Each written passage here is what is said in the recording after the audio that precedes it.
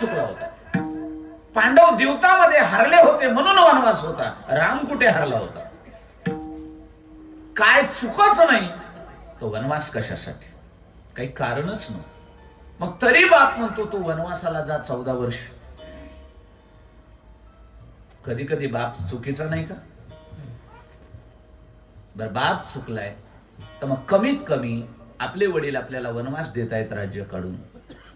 रामाने एक शब्दाने विचारायला पाहिजे होतं ना, मला वनवास कशासाठी? एवढंच उत्तर द्या. विचारले का? बोला एक शब्दानं वापस की मी का जाऊ वनवासाला? कलियुगातला राम जर असताना दशरथ असा उचलू हल्ला असता, मनकाच मोकळा केला असता. एक तर राज्य नाही ती नाही आणि पुन्हा मला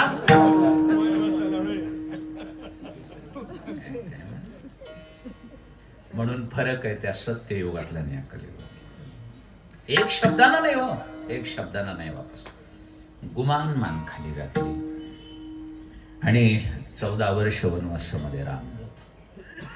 ही चर्चा भरपूर रंगली बरं त्या काळामध्ये. लक्षात घ्या, आपण फक्त एक रामायण वाचतोय, भावार्थ रामायण, वाल्मिक रामायण. रामायण भरपूर आहेत.